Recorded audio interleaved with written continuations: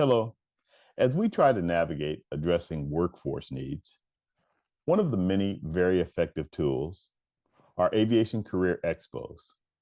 Whether they're at airports or schools or existing aviation conferences and conventions, these events allow for a large group of young people to learn more about our incredible industry. Late last year, I was at one such event, ProJet Aviation's annual Career Expo that took place out at Leesburg Executive Airport. They had hundreds of high schoolers at this well-organized event, which had several highlights, such as the United States Army Golden Knights parachute team. I actually got to go up with them on their jump. And in case you're wondering, no, I stayed in the plane. However, I was very impressed, so now I'm game to make that leap, so to speak. There was also the United States Air Force Honor Guard drill team. Man, they were mind-blowingly impressive. But the most significant highlight was watching this Aviation Expo give away thousands of dollars in a variety of aviation scholarships. It was really cool. So, to capture a glimpse, just a glimpse of the various exhibitors, I had a chance to catch up with three who represent three very different aspects of the industry. First was my colleague, our colleague of mine, Greg Voos. Greg is the Southeast Regional Director for NBAA, the National Business Aviation Association. And he's a little busy covering 12 states, last time we counted. That includes Washington, D.C., Maryland, Virginia, Alabama, Georgia, Mississippi, North Carolina, South Carolina, Tennessee, West Virginia, Kentucky, and Florida. Now, while that sounds incredibly busy and truly is, his job is actually a pretty cool one. He interacts frequently with the many small airports throughout his region. We call those general aviation airports. He engages regularly with local, county, and state political leadership. And he stays in touch frequently, as often as possible, with corporate flight operations throughout his region. Next is Al Hardy, the CEO of Career Xpl, which provides career exploration and experiences for K through 12 schools, including technical colleges, as well as employers and other stakeholders. Al's company helps prepare learners to explore and thrive in the ever-changing workforce. That includes adult learners who are in community education and continuing education programs. And then introduced to me by the National Agriculture Aviation Association, who knew there was a thing, I met Emily Daniel with Wings Aerial Applicators. Sound fancy? Well, her company takes AG flying to an entirely different level. A longtime and very experienced AG pilot, Emily tells us how agricultural flying can be one of the best and most rewarding aviation careers that no one ever bothered to tell us about. Welcome to this very special edition of All Things Aviation and Aerospace. I'm Vince Mickens. Hey, let's rock and roll with these really great interviews. Hi, everybody. Welcome to All Things Aviation and Aerospace. We are here live at Leesburg Executive Airport at the ProJet Aviation Education and Career Expo. And with me is Greg Voos from NBAA. He's a regional director over about a dozen or so states for NBAA. Greg, welcome to All Things Aviation and Aerospace. Thank you. Thanks for having me. It's great to have you. Besides the fact that we're colleagues and friends, it's really good that you're here for this Career Expo. Julie has been doing this now for this is her 16th year. And they bring in 1,000 kids from high schools from all over the region and bring them in and let them be exposed to about 70 or so exhibitors from all walks of life in terms of whether it's military or charter and some of the other aspects of aviation. Even aviation insurance is here, Avemco, et cetera, and so forth. Of course, NBAA is here and some of the other associations. Let me ask you, first of all, the straightforward question. what motivated you guys to be a part of this Career Expo? Well, we're here, NBAA, the National Business Aviation Association, we're not per se a direct employer for these students. We'll probably have a few internships, but for the most part, we're here in support of all of the other exhibitors that are out here. Most of these exhibitors are business aviation, general aviation vendors, employers, and we're here in support of those folks, as well as some of the other sister organizations as well. Yeah, so one of the great things about NBAA is the Association for Business Aviation, in the sense that your organization covers every aspect of the industry, from safety to operations to international operations. You guys do a lot with the regional aspect of it, and I could go on and on. Tell us a little bit more about you and what your responsibility is as a regional director. My role as the Southeast director is to be the conduit for the organization, the association, to be the eyes and ears on the ground, get all the information that's happening in my region back to the DC headquarters where our experts are. They don't have the time. They're involved in many initiatives and projects, and they really don't have the time to be out in the region as often as they would like. So the purpose of our program is to be the eyes and ears, to create those relationships locally and at the state level that will help the national organization become a better organization, because they're more in tune with what the issues are. Yeah, one of my guests from before, Misha, is here, who's has a scholarship with the Red Tail Flight Academy up there in New York. I'm sorry that Misha is not able to join us because of some audio issues with the technical issues here with Wi-Fi, etc. But I overheard you and Misha talking before we rolled tape on this. Now I just told myself we don't roll tape anymore, before we hit the record button. But I heard you guys talking, and I heard her asking you questions about interviewing style and things like that. And you were giving her some really great advice. Can you share again what you would recommend to these young people that are here at this expo, in terms of how interviewing can work best for them when they're applying for a scholarship, an internship, and things of that nature? Absolutely. As far as an in-person interview, I can tell you from being on the management side, interviewing prospects, that you really want to see the authentic individual. You're there, you're in the interview, you've made it to the interview because you do have those core competencies, and we're aware of those already. What we want to see is the real person. How will this person react and be a part of the team over the long term? So we're looking for the individual to express in an authentic way what they're all about, what their interests are, what their hurdles are, what their aspirations are. And then we can gauge whether this individual is a good fit for the organization. And same goes for scholarships. It's really important for students to be in tune with what they're putting in an application for, to be aware if they're putting in an application for a business aviation scholarship, that should be what they're striving to be or have an interest in. You see so many that will put in and they're not aware of the details that they're professing on an application, when in reality, if they just put in what was it, find what interests them and seek out those scholarships in that pathway, and they'd be much more successful. Yeah, one of the things that we have talked about, and that is really key in terms of young people looking for opportunities and that type of thing, is they always want to know what the journey is.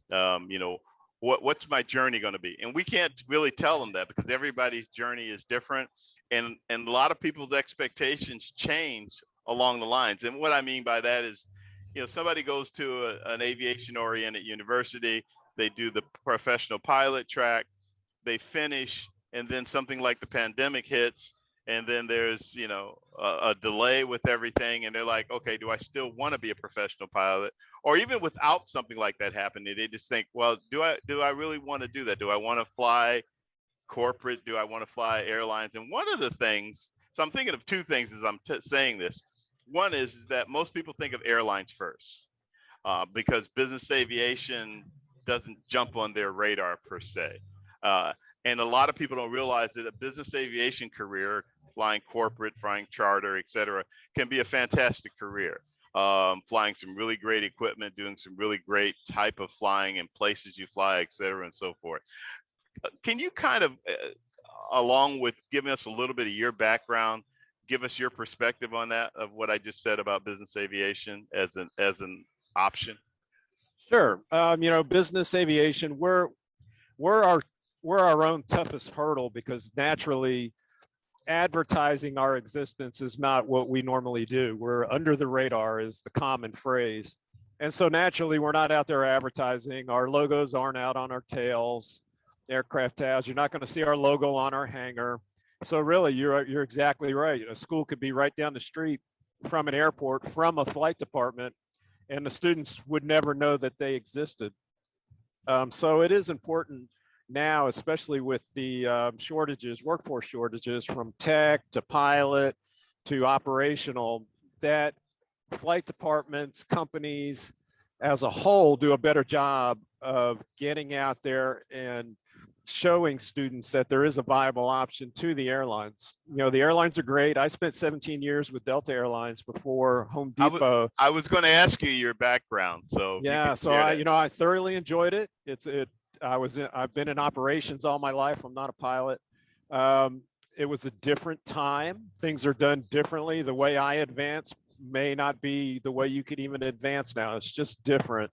But it was an enjoyable career. But you owned a slice of the pie. That was the biggest understanding I've got working for the airlines. I was responsible for a set parameter for a certain period of time. And then once that time was up, there was another shift that came in and took over my problem. Well, in business aviation, you own the whole thing. You own the whole pie. So it's up to you to help solve it. And you're just a small team. So you're wearing a lot of hats. You're getting a lot of exposure. You have a lot of responsibility that the team is relying on to be successful. So to me, that's the difference, is owning part of the pie, or being responsible for the success of owning the whole pie. And so that's what I enjoy about business aviation.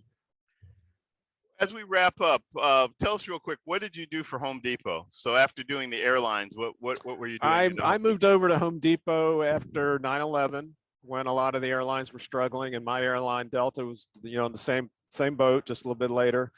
And I had the opportunity to go over to Home Depot's corporate flight department and get into their operation. And I enjoyed it. I spent 10 years there before moving on to NBAA. And in the end, I was in charge of their operations, in charge of the regulatory, and in charge of the finance for the hangar.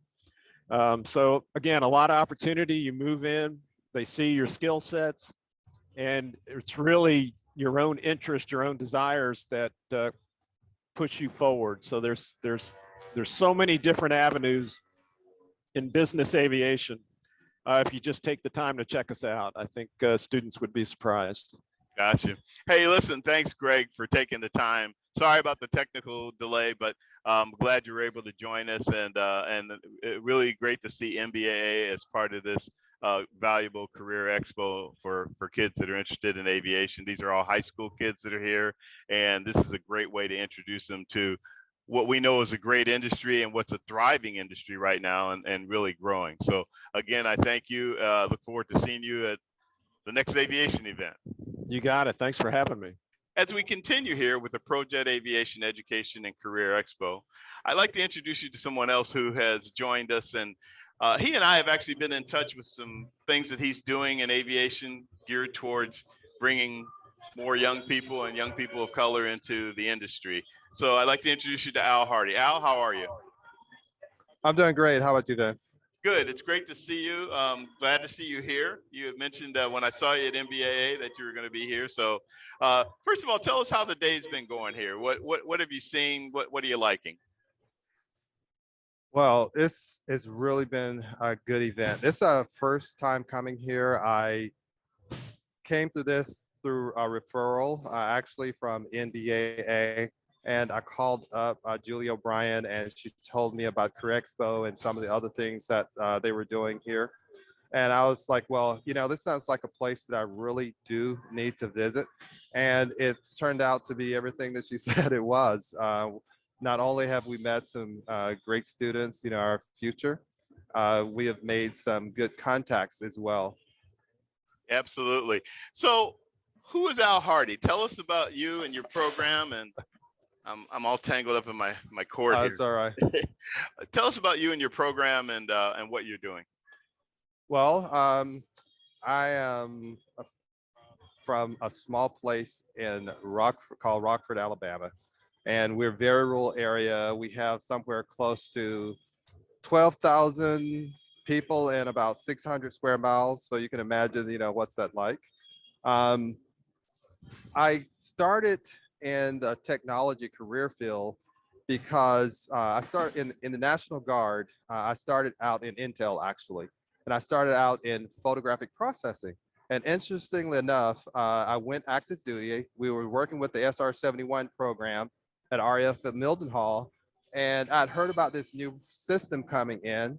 And so one day I came into work, they said, oh, it's here, and you want to come and see it? So I went in and they were downloading images from computer tapes.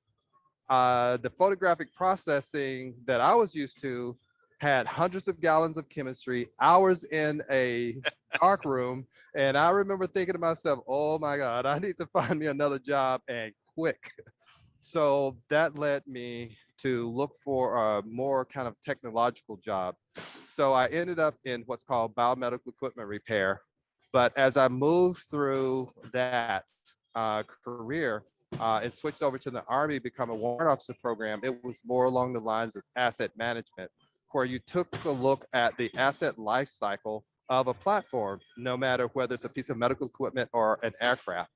So in that, I became an instructor, and I really liked being an instructor. I became an instructor supervisor. I also was SME for, I think, blocks 1 through 3, which dealt with a lot of electronics. But in that, I also had to learn, because of my job, pneumatics, hydraulics. We even learned how to plumb and sweat pipe.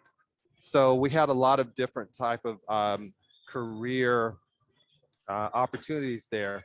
But in asset management, you're not so much looking at the repair, but really what it takes to get the value out of any asset from, like I said, no matter whether it's from an automobile or from a piece of medical equipment, CAT scan, or even a jet aircraft, eventually when I start working with aviation in aerospace.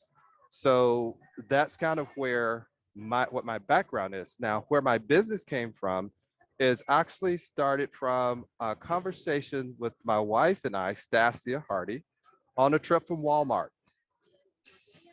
Wow. Yeah. We were talking about, because me being on the technical side and looking at trying to get people trained for jobs, including aerospace and aviation, we knew that there was always an academic side.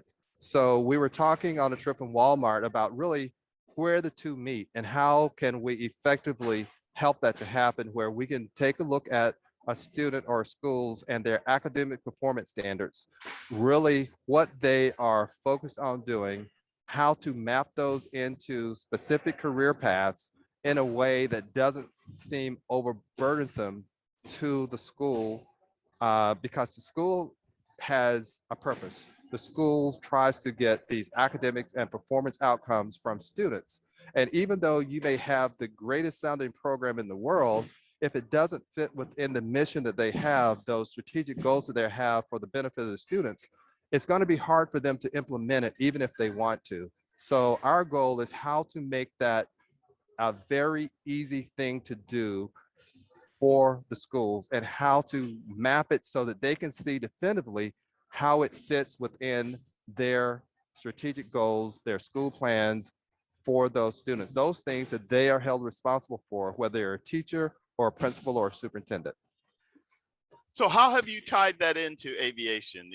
You're working on some things in the state of Indiana and maybe some other places. Bring us up to speed about that. Yeah, so what we did is that we took that same philosophy. One thing within Indianapolis Public Schools, we noticed that they did not have a set aviation pathway.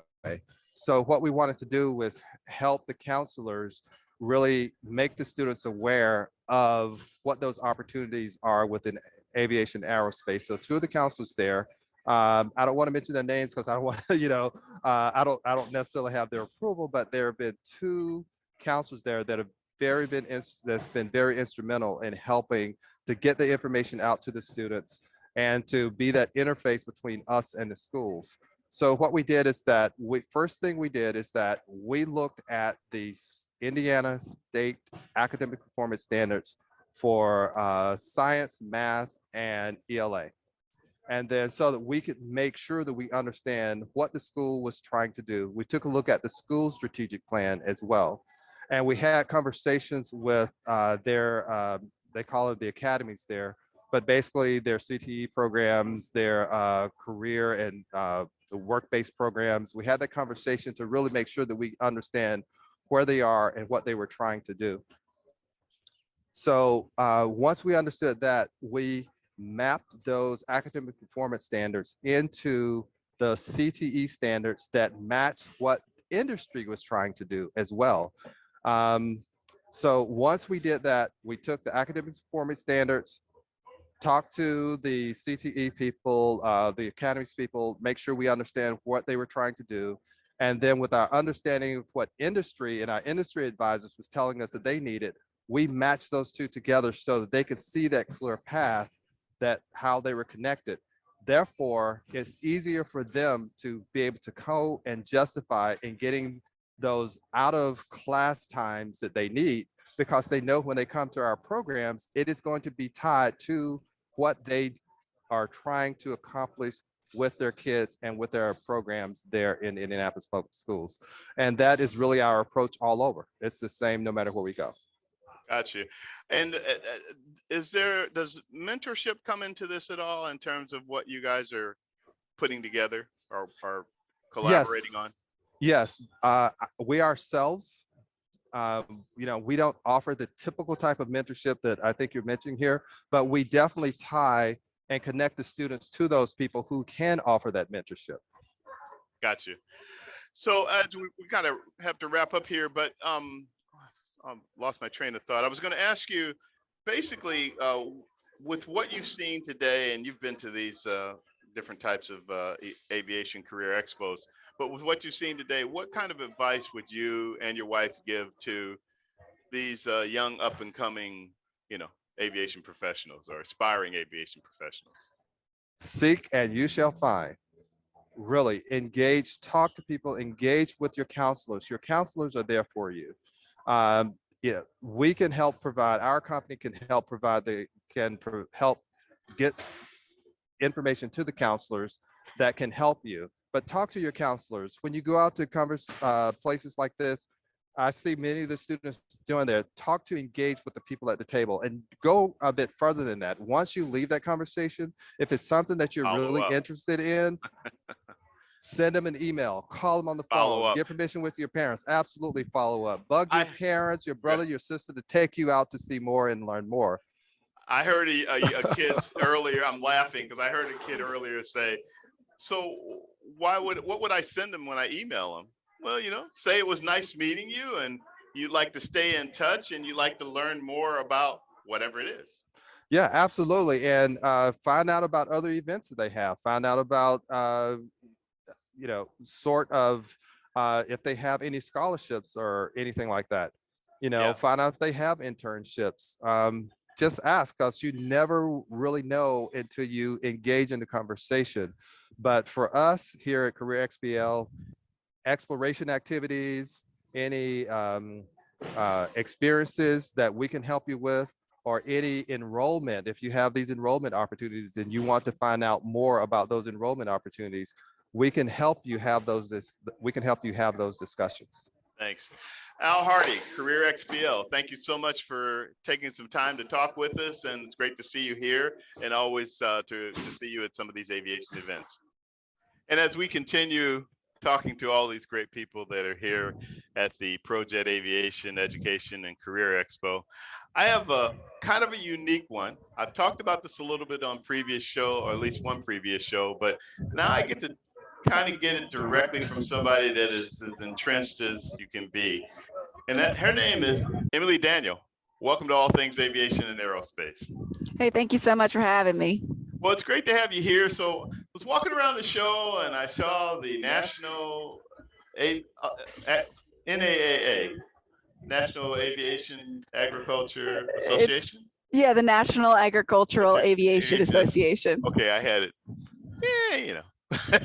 Anyhow, but we know what it has to do with, and that's agricultural flying and advocating for the industry and that type of thing. It's really great to talk to someone directly involved in the industry.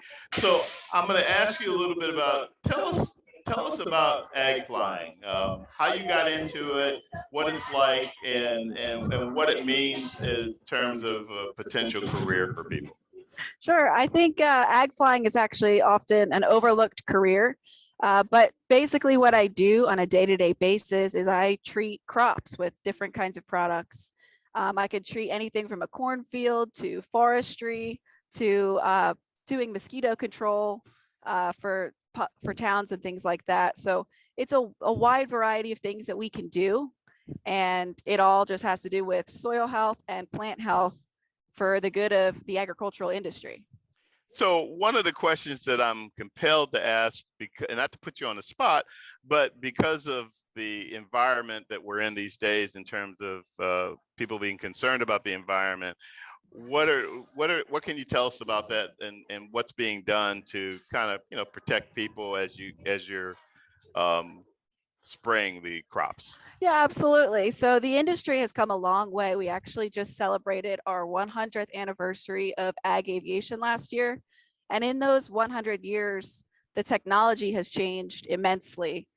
We no longer have people in the fields. We have GPSs and very high tech software that goes in the airplanes. We can see the fields and know the exact boundaries before we get there.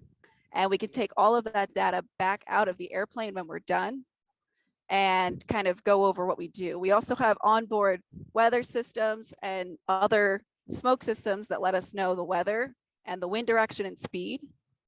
So there's just some technological aspects of that. Additionally, I always tell people I'm not a chemist and I'm not, you know, the scientist that made the product, but these products actually go through over 120 different types of testing before they're released. And we actually have to go through special training in order to handle those products. So we can do anything from conventional to organic products to seed to fertilizer. And all the flying that we do, we work with the FAA, we work with our local towns to mitigate any risks to the public if there are any. Yeah, you know, a lot of people go to school to become a professional pilot, and they're either thinking about being an airline pilot. If we're lucky, they may even be thinking about being a corporate pilot, or, you know, flying in business aviation. I'm a little biased on that one, but there's such a variety of careers in aviation, but you don't hear people that often talk about ag flying. So if somebody is, let's say they finished college, or maybe they're still they're on a professional pilot track, so they're working through their ratings, et cetera, and they discover ag flying, and they discover that that's something that they want to do. What's the next steps? What's the first step, and what should they be doing to make that happen? I'd say the first step is to start networking. This is kind of one of those industries, just like your business flying, where it's all about networking and getting to know people in the industry. So we have a national convention, and we also have local state conventions every year. And I would suggest reaching out to people in these organizations, or even attending the convention and getting to know those people. When you meet them and you find someone that you trust, you can apply and hopefully they hire you, and you'll generally start on the ground, which can be a barrier to entry for some people because you have all these ratings And the last thing you want to do is sit on the ground and watch other people fly. And that's one of the biggest things that we try to give people an opportunity to fly when they're loading for us. But the first step is to learn the products and learn the application. So we're not only pilots, but we're also applicators as well. And I think that's a big step, a big thing that people don't realize that we do. Yeah. So what are the requirements? I mean, what do you have to do? You know, how many hours do you have to have, or what rating requirements and training requirements do you have where they will eventually qualify to get in the seat of one of those Sure. cute little airplanes? There's actually not that many, believe it or not. You just need a commercial license, and a restricted commercial will do. I recommend that everyone get their instrument rating as well because of the low level flying we do. You also, if you're going to be flying a tailwheel airplane, need a tailwheel endorsement. For the FAA side, that is all you need, as well as a Class 2 medical. On the other aspect of it, we talked about the products that we apply. You do have to be licensed in every state to apply these products. So you need the appropriate pesticide licenses in each state. And many times they will reciprocate, but many times you're taking 2-3 tests per state to be able to apply in that state. Yeah. How do you, there aren't a lot of women ag pilots. So first of all, what attracted you to it? And secondly, how do we get more women, or let more women know, besides programs like mine, know that there's a possibility of another aspect of an aviation career, such as ag flying? That two great questions. I'll keep my personal story very short. I am a 3rd generation pilot. My grandfather was a traditional crop duster back when they used dust as products. My dad was an airline pilot and taught me how to fly. And I had always I never realized this was an option for me. Only men did this growing up where I was. And they always said, like, oh, you don't want to do this. This isn't a job for women. And I actually met my husband. We flew into the same airport one day, and his dad owned another crop dusting company. And they said, why don't you come check it out? And after we started dating, I worked for the company. I loaded on the ground. I fueled airplanes. I mixed everything. I worked with the maps, and I worked with customers. And honestly, it was there that I fell in love with the kind of work, because to me, it was really meaningful work. You don't get a lot of awards. You don't get recognition, but you do from the farmer's standpoint, and knowing that you're putting literal food on the table and helping farmers in such an integral way, it really just kind of resonated with me. And to go to your second point, getting more women in this. So less than 1% of agricultural pilots in the United States are women. I'm not even sure if we're in double digits yet, but I'm trying to get there for next year. I think a big part of this is just exposure. And I think I put myself on social media quite a bit, and I'm not a very social person, believe it or not, but I think it's just the exposure and letting them know that it's an option for them, and a non-traditional option, and something that they can do. If they see someone else in this industry, then they will believe that they can do it too. Absolutely. Well, this is really great to talk with you about this and hear about the opportunities. It's also kind of cool to hear how you started at the ground level, so to speak, and had to work your way up. So it's not only you recommending that, but you had to do that yourself. The other thing that's interesting, though, is you have a little entrepreneurial spirit in you, because you've gone from working in the industry to actually having a business in the industry. You want to tell us a little bit about what was it called? The Wings Aerial Applications? Yeah, absolutely. So I started on the ground. It was for my father-in-law's company. And I was that pilot that watched everyone else fly. And I said, wow, I really want to do that. And my husband and I actually traveled for a couple of years while he was in Air Force pilot training. And we returned, he was in the Guard, we returned back to New Jersey. And at that point, we decided that we were ready to take over the business. So I've got quite a bit in loans, but we bought the company from his father a few years ago. And we've actually grown it from a 2 airplane company up to a 6 airplane company. And we operate in about 14 different states around the United States. And it's been an amazing journey. Additionally, we also are farmers. So we like to say that we're farmers flying for farmers. We own a cranberry farm in New Jersey, and it's just a blast to do both of those things. And it's been a journey becoming a business owner and learning all those things. Yeah, I thought it was funny because before you came on, we were talking about, I was asking you, so what airport are you based at? And you said, how about a farm? And I thought, well, yeah, of course, that makes a lot of sense. I've got to, as we wrap up, I just have to ask, this is pilot to pilot. What's it like to fly, to fly agricultural, to fly in that small, fast aircraft, fast and slow and lots of maneuvering? So it's kind of like a rocket ship. I always tell people that I don't get in the airplane, I strap the airplane on. And it's amazing. We operate at speeds between 130 to 150 miles an hour going across the field, and it truly feels like you're flying a rocket ship. Wow. Well, that's pretty good. I'm really glad we could meet you and have you on. I hope you enjoyed being here at the Career Expo. Was this your first one? This is, yes. Okay, yeah.